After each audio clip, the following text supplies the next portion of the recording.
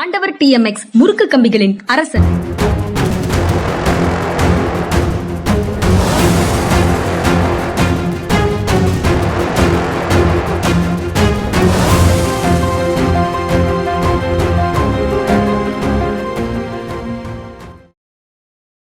வணக்கம். இது மனிதா மனிதா. சார் வணக்கம். சார் வணக்கம்ங்க. வணக்கம் சார். ஓ பன்னீர்செல்வம் நேற்று திமுக இணைந்தார். நேற்றைய மனிதா மனிதா நிகழ்ச்சியில நானும் இந்திரகுமாரும் அதை பற்றி பேசினோம். ஆனா அந்த முக்கியமான ஒரு நாள்ல, அந்த ஒரு முக்கியமான நிகழ்வுல உங்க கூட பேசல. அதனால இன்று அதுல இருந்தே தொடங்கலாம் அப்படின்னு நினைக்கிறேன். OPS 3 முறை அதிமுக முதலமைச்சர். அதிமுகவினுடைய டெட் அகேன்ஸ்ட் ஆன ஒரு பார்ட்டி, அந்த பார்ட்டியில போய் சேர்ந்துட்டாரு அப்படிங்கிறதுக்கு நேற்று அவருடைய பழைய நண்பர்கள் இடைப்பட்ட காலத்துல நண்பர்கள் இல்ல, பழைய நண்பர்கள் நேற்று அவரை ரொம்ப அர்ச்சிக்கிறாங்க. துரோகி அது இதுன்னு அர்ச்சிக்கிறாங்க. அல்லது ஏற்கனவே திமுகவினுடைய கைகூலின்னு நாங்க சொல்லிட்டு இருந்தோமே, பி டீம்னு சொல்லிட்டு இருந்தோமே, அது எல்லாம் உண்மைதான் நிரூபிச்சிட்டாரு அப்படின்னு சொல்றாங்க. நீங்க எப்படி பாக்குறீங்க? அவங்கள அர்ச்சிக்கிறவங்க எல்லாம் அவர் ஏடிஎம்கேல சேர்த்துக்கிட்டாங்களா? சேர்த்துக்கிட்டுமே அவர் திரும்ப திரும்ப கேட்டார்ல, நான் ஏடிஎம்கே தான் என்னுடைய தாயும், நாங்கள் தான் வருவேன் கேட்டபோது இவங்க சும்மா இருந்தாங்க. இது அரசியலுக்காக, இவர் இந்த பக்கம் வந்துட்டாருங்கிறதுக்காக அவரை தாக்குறது வேற ஒன்றும் இல்லை. அதை தவிர அதுக்கு முக்கியத்துவம் கொடுக்க வேண்டியதில்லை. OPS he has run out of his options. அவருக்கு 2 ஆப்ஷன் தான் இன்னைக்கு இருந்தது. அதாவது அவர் தாவேக்காவுக்கு போயிருக்க மாட்டார். சில பேர் நடிக்கிற மாதிரி அவர் தாவேக்காவுக்கு போயிருக்க மாட்டார். சசிகலா அம்மையார் கூட இருந்திருக்கலாம், அவங்களுடைய பார்ட்டி கூட இருந்திருக்கலாம், அல்லது டிஎம்கே கூட போகலாம். இந்த 2 ஆப்ஷன் இருந்தது. சசிகலா அம்மையார் கூட போனால் அவங்க they will create a dent in ADMK vote bank. அந்த அளவில் தான் அது வெற்றிகரமாக இருக்கும். இவருக்கு ஒரு தேர்தலில் ஜெயிக்க முடியாது. இன்னைக்கு சசிகலாவுடைய கேண்டிடேட்ஸ் யாருமே தேர்தலில் ஜெயிக்கிற அளவுக்கு ஓட்டு வாங்க மாட்டாங்க. ஆனால் ஏடிஎம்கே எப்படி தினகரனுடைய பார்ட்டி ஏடிஎம்கே ஓட்டு குறைச்சதோ, அதே மாதிரி இன்னைக்கு சசிகலா அம்மையாருடைய ஓட்டு சவுத்து தமிழ்நாட்டில் நிச்சயமாக இவங்களுடைய ஓட்டை குறைக்கும். அதில் சந்தேகமே கிடையாது. தினகரன் ஓட்டு இன்னைக்கு வந்துடாதா ஏடிஎம்கேன்னுட்டா அவ்வளோ வராது. ஏன்னா தினகரனுக்காக அவங்க ஓட்டு போடலை. லாஸ்ட் டைம் முக்குலத்தூர் நம்முடைய இவங்களுக்கு அநீதி இழைக்கப்பட்டது அப்படின்னு ஏடிஎம்கே மேல கோபத்தினால தினகரனுக்கு போட்டாங்க. இன்னைக்கு அந்த கோபத்தை காட்டுறதுக்கு அவங்களுக்கு சசிகலா இருக்காங்க அல்லது திமுக இருக்காங்க. அதனால தினகரன் இப்போ ஏடிஎம்கே போச்சதுனால தினகரனுடைய ஓட் பேங்க் அப்படியே அங்கே பாஸ் ஆகணும் எந்த உறுதியும் கிடையாது. இன்னும் சொல்லப்போனால் உறுதி என்னன்னா அது பாஸ் ஆகாது, அதுதான் உறுதி. சரி, இப்போ ஓபிஎஸ் பார்த்தோம்னா நான் சொன்னேன் ஒரு 2 ஆப்ஷன் இருந்தது. நான் சொன்ன மாதிரி அவங்க இதில் இருந்திருந்தாருன்னா, சசிகலா அம்மையார் கூட இருந்திருந்தாருன்னா அவருக்கு தன்னுடைய பலத்தை நெகட்டிவ் இம்பேக்ட் மூலம் ப்ரூவ் பண்ணியிருக்கலாம். ஆனால் அவருக்கு எதுவுமே கிடைச்சிருக்காது. இப்போ ஒருவேளை ஒரு போடி இந்த மாதிரி ஏதாவது ஒரு கான்ஸ்டிட்யூன்சியில் போட்டி போடுறதுக்கு திமுக வாய்ப்பு கொடுக்கலாம்.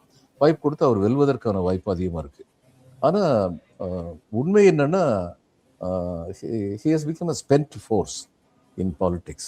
அதுதான் உண்மை. ஸ்டாலினை பொறுத்த மட்டும் I think it is a strategic step. அவர் வரிசையாக ஸ்ட்ராட்டஜிக் ஸ்டெப் தொடர்ந்து எடுத்துக்கிட்டே இருக்காரு.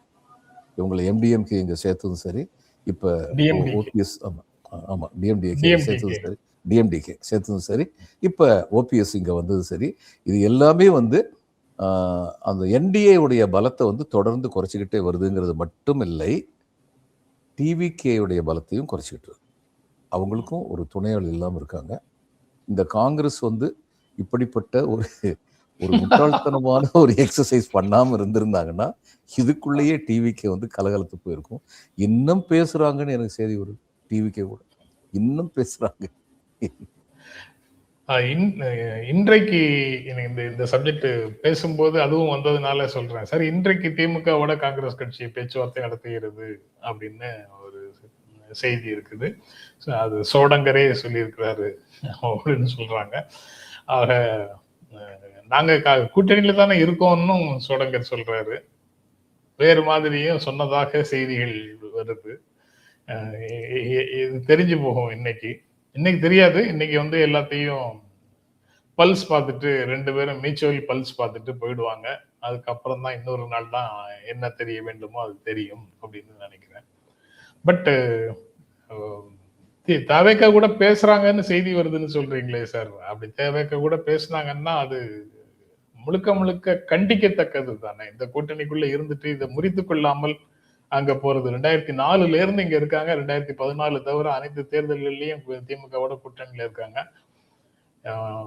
எந்த நாகரிகமும் எந்த அறமும் இல்லாம இந்த கூட்டணியில இருக்கோம்னு சொல்லிக்கிட்டே அந்த கூட்டணியோட பேசுவதை எப்படி புரிஞ்சுக்க முடியும்? If it happened.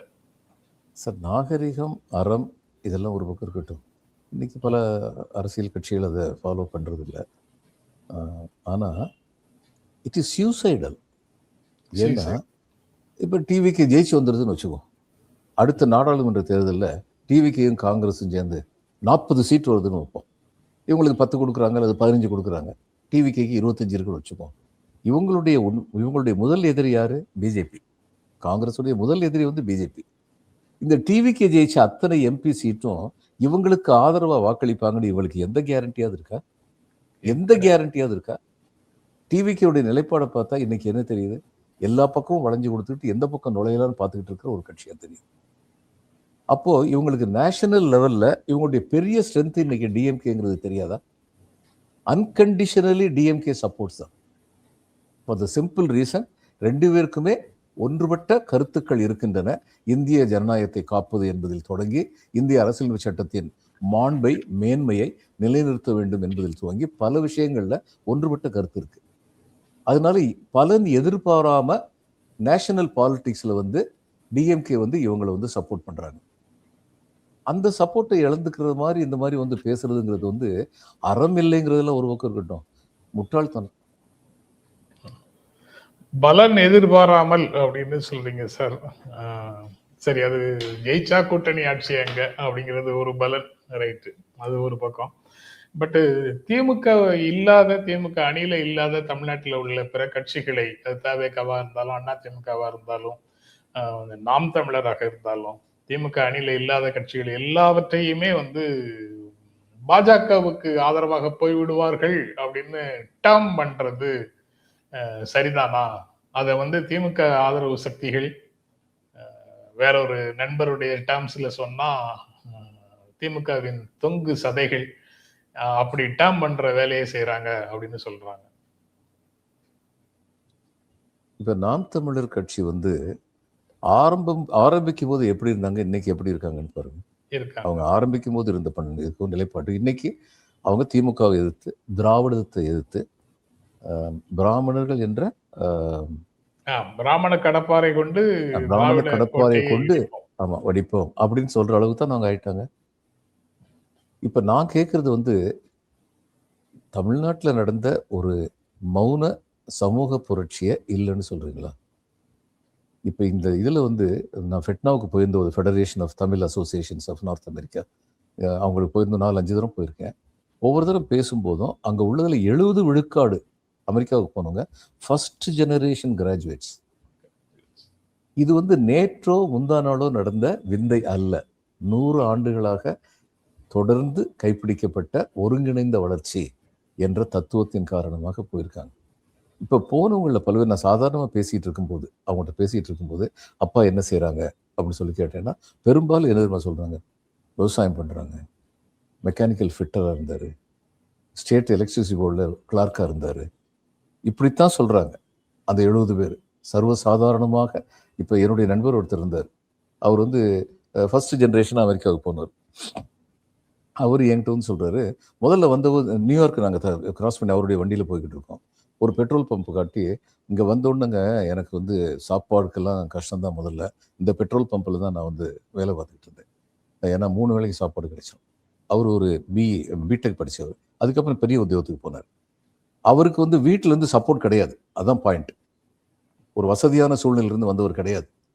அப்படிப்பட்டவங்களாம் வந்ததுக்கு காரணம் யாரு அப்படின்னு சரி யாராலையாவது மறுக்க முடியுமா? இந்த திராவிடம்ங்கிற பேர்ல, இவங்களுக்கு திராவிடங்கிற பேர் வந்து கசப்பா இருக்கலாம், ஆனா திராவிடம் என்ற பெயரில் தான் இத்தனையும் நடத்தினார்கள். நீதி கட்சியிலிருந்து தோன்றியது திராவிடர் கழகம். தோன்றுவதற்கான காரணங்களையும் பெரியார் வந்து ரொம்ப அழகா சொன்னார். நீதி கட்சியில் உள்ளவங்க பக்திமான்கள், எஸ்டாப்ளிஷ் ஆர்டர் வந்து நம்புறவங்க. எஸ்டாப்ளிஷ் ஆர்டர் தான் இங்க உள்ள மிகப்பெரிய இடைஞ்சல். அந்த எஸ்டாப்ளிஷ் ஆர்டர் தகர்க்கிறத தவிர ஒரு வழி இல்லைன்னா நான் நீதி கட்சியில் இருக்க முடியாது அப்படின்னு சொல்லி. ஆனால் நீதி கட்சி தோற்றுவித்த சில செயல்கள் மிக மிக ஆழமானவை, மிக மிக தேவையானவையாக இருந்தது. இது கம்யூனல் ரிசர்வேஷன் சொல்லி அவங்க கொண்டு வந்ததாகட்டும், அந்த காலத்திலேயே மதிய உணவு திட்டத்தை கொண்டு வந்த நீதி கட்சி தான். அது அதுக்கப்புறம் அவங்க ஆட்சி போனதுக்கப்புறம் பிரிட்டிஷ் கவர்மெண்ட் வந்து எக்கனாமிக்கலி அன்வயபிள்னு சொல்லி அதை நிப்பாட்டிட்டாங்க. இதுதான் உண்மை. அதே மாதிரி எல்லா இந்த இது வந்து ஃப்ரான்ச்சைஸ் வந்து எல்லாருக்குமே கொடுக்கணுங்கிற ஆர்வமாக இருந்தது. எல்லா கம்யூனிட்டியும் வளரணும்னு சொல்லிட்டு ஆர்வமாக இருந்தது. இது எல்லாம் நீதி கட்சி பண்ண. There was a enlightened self interest. ஏன்னா அவங்க மைனாரிட்டி, பிராமின்ஸ் மாதிரி அவங்களும் நீதி கட்சியில் பெரிய ஆளாக இருந்தவங்க எல்லாருமே மைனாரிட்டி தான். அப்போ மெஜாரிட்டி சப்போர்ட் வேணும்னா அந்த மெஜாரிட்டிக்கு நன்மை செஞ்சு அந்த சப்போர்ட்டை வாங்குவோம் அப்படின்னு திட்டம் போட்டாங்க. நல்லது செஞ்சு ஓட்டு வாங்குறது ரொம்ப பாராட்டுக்குரிய ஒரு விஷயம். அதை அவங்க பிளான் பண்ணாங்க. இந்த எந்த விதமான சுய லாபமுமே எதிர்பாராம இந்த நாட்டில் வந்து 60-70 வருஷமா உழைச்சி தேஞ்சி உருக்குலைஞ்சு போன ஒருத்தர் வந்து பெரியார் தான். யாராவது அது இல்லைன்னு சொல்ல முடியுமா? அப்ப அவரை போய் இவர் கன்னடத்துக்காரரு, இவர் தமிழுக்கு விரோதி. நான் கேட்குறேங்க, இப்ப தமிழ் இது எத்தனை பேர் பிள்ளைங்க வந்து நீ மாடு மேய்க்கிறதுக்கு தான் லாயக்குங்கிறாங்க. அவன் புள்ள மாடு மேய்க்கணும் உங்களுக்கு ஆசையா? ஆற்றாமை என்னால சொல்றாங்க என் புள்ள முன்னேறணும்னு. தமிழ் காட்டு மிராண்டி மொழின்னு சொல்லிட்டாரு. தமிழுக்கு ஒண்ணுமே கிடையாது, தமிழ் படிச்சா நீ முளைக்கவே மாட்டேன்னு சொல்லிட்டாரு. முதல்ல சொன்னது அவர் கிடையாது, ஒரு புலவர் சொன்னது இந்த மாதிரி சொன்னார்னு அவர் எழுதுனதை திருச்சி பேசுறது. இது மாதிரிலாம் மற்றவங்க செய்யறது புரிய முடியுது. சீமான் ஏன் பேசுறாரு? அப்ப சீமான் வந்து இன்னைக்கு எப்படி இருக்கிறாரு? அப்ப நான் நினைப்பேன் இவர் பிஜேபி பி டீமா தான் இருக்காரு. இப்ப இந்த மாதிரி இல்லாம திருமாவளவனை பத்தி அவர் எந்த பக்கம் போனாலுமே அவர் இந்த பிஜேபியோட பி டீம் நான் சொல்ல மாட்டேன். எங்க போனாலுமே, இந்த கூட்டணி விட்டு போனாலுமே நான் சொல்ல மாட்டேன். ஏன்னா அவர் தான் கொண்ட கொள்கையிலிருந்து அவர் மாறுபடவே இல்லை, அதுல சந்தேகமே கிடையாது. ஆனா இவர் பத்தி அப்படி சொல்ல முடியல. அப்ப திருமாவளவன், கம்யூனிஸ்ட் கட்சிகள், திமுக, இவங்க இவங்கிட்ட காங்கிரஸ் வந்து நேஷனல் லெவல்ல காங்கிரஸோட இம்பார்ட்டன்ட் லீடர்ஸ்ட இருக்கு, அந்த அதே உணர்வு இருக்கு. அதனால அந்த கூட்டணி வந்து தத்துவத்தால் கொள்கையால் ஒன்றுபட்ட கூட்டணி. அதான் இவர் இபிஎஸ் ஏற்கனவே சொல்லிட்டாரு, இந்த கூட்டணியில எலெக்ஷன் வரைக்கும் தாங்க, அதுக்கப்புறம் பார்த்துக்கலாம் சொல்லி அவர் ஏற்கனவே சொல்லிட்டாரு. அது என்ன கூட்டணி? தேர்தலுக்கான கூட்டணி. அது அவங்க கூட்டணியே சொன்னாரு சார். ஆமா, அவங்க கூட்டணிய என்டிஏ கூட்டணி சொன்னாரு, தன்னுடைய கூட்டணி சொன்னாரு. இந்த கூட்டணியே ஒரு மாபெரும் வெற்றி பெற்றதுன்னா கூட்டணி கட்சிகள் வந்து ஒரு முறையான பிளாக்காக தங்களை உருவாக்கி கொண்டு எதிர்கட்சியாக போய் உட்காரலாம் அப்படிங்கிற ப்ரொபோசலை நீங்க எப்படி பாக்குறீங்க சார்? எப்படி யாரு எதிர்கட்சியா உட்காரலாம்?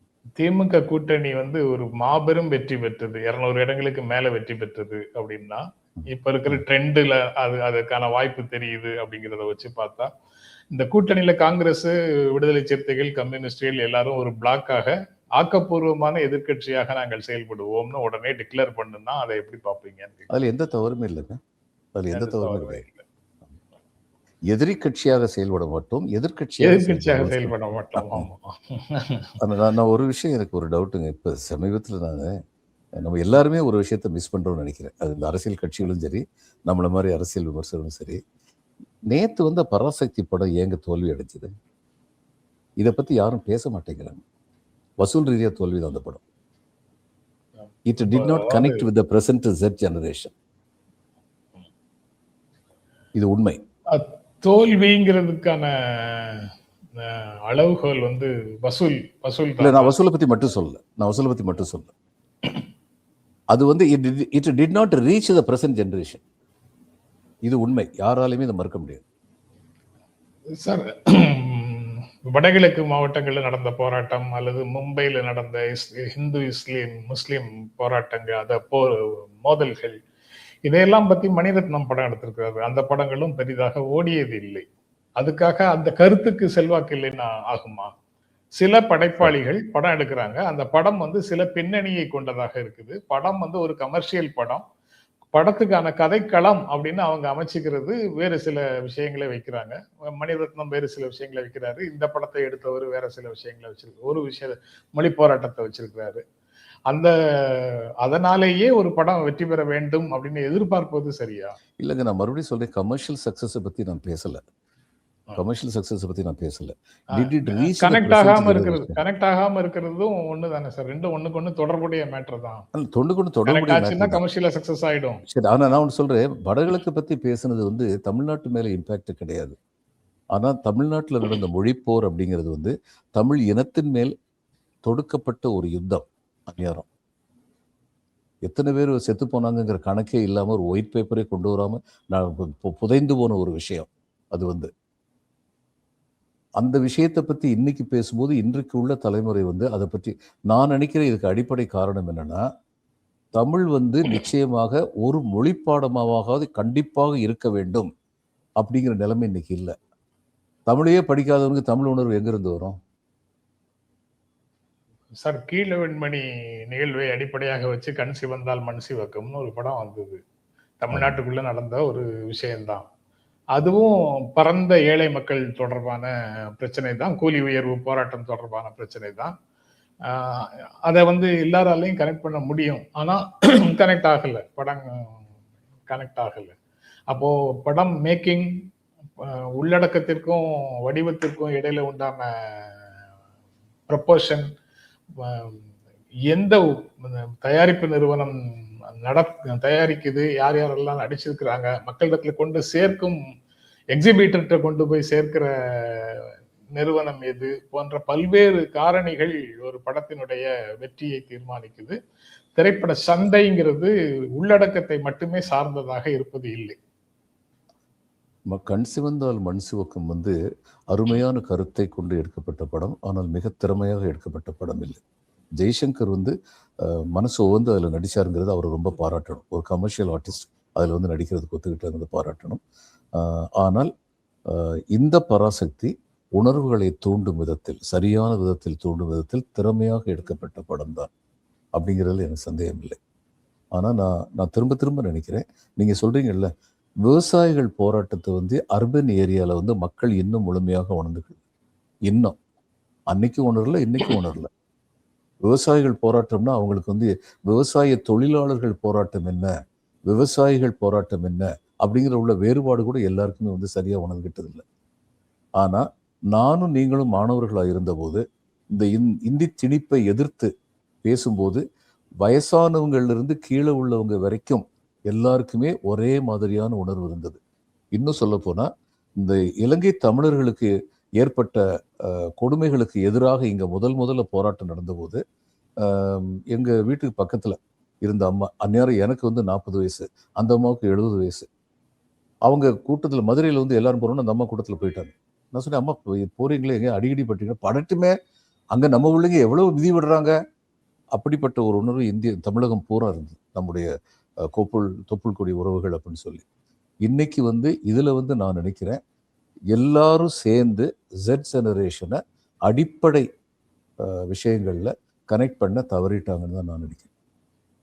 மொழி உணர்வு, இன உணர்வு அப்படிங்கிறது வந்து அடிப்படை உணர்வு, அதுல எந்த தப்பும் கிடையாது, அது பெருமிதமான ஒரு விஷயம்தான். ஆனா இன்னைக்கு எத்தனை பேருக்கு அந்த உணர்வு இன்னைக்கு உள்ள Z ஜெனரேஷனுக்கு இருக்குன்னு சொல்லி எனக்கு தெரியல. வேறு அரசியல் கோட்பாட்டின்படி இதெல்லாம் தனித்தனியான விஷயங்கள் இல்லை சார். ஆமாங்க, தனித்தனியான விஷயங்கள் இல்லை. ஆனா இன்னைக்கு வந்து இன்னைக்கு உள்ள குழந்தைகள், சார் நான் ஒன்று படிக்கிறேன், இருந்தமிழே உன்னால் இருந்தேன், இமையோர் விருந்தமிழ்தும் என்றாலும் வேண்டேன் அப்படின்னு வாத்தியார் சொல்லி கொடுத்தாரு. சொன்ன உடனே வாத்தியார் அதுக்கு விளக்கம் சொன்னார்.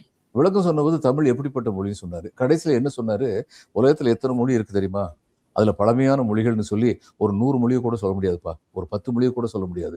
அந்த 10ல் ஒரு மொழியா வந்து தமிழ் இருக்கு. அந்த தமிழ் நமக்கு தாய்மொழியா இருக்குங்கிறது உலகத்திலேயே நமக்கு எவ்வளவு பெருமையான விஷயம் தெரியுமா அப்படின்னு சொல்லி கொடுத்தாரு. நம்ம வாத்தியார் நமக்கு சொல்லி கொடுத்தாரு. அதனால தமிழன் என்று சொல்லடா, தலை நிமிர்ந்து நில்லடா, நம்மளாம் தமிழன்கிற ஒரு பெருமித உணர்வு நமக்கு இருந்தது.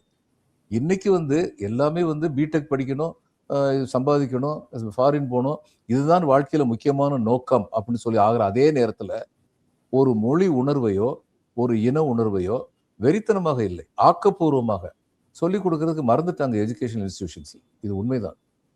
நானும் இளைய சமுதாயத்தை பார்க்கிறேன், பேசுறேன், அவங்க கிட்ட மரியாதையா பேசுறாங்க. ஆனா இதெல்லாம் பத்தி பேச yeah uncle yeah you say about Tamil yeah அப்படின்னு சொல்லிட்டு போறாங்க. ஓகே, நாளைக்கு தொடர்ந்து பேசுவோம் சார். ரொம்ப நன்றி, வணக்கம். ஓகே, வணக்கம்.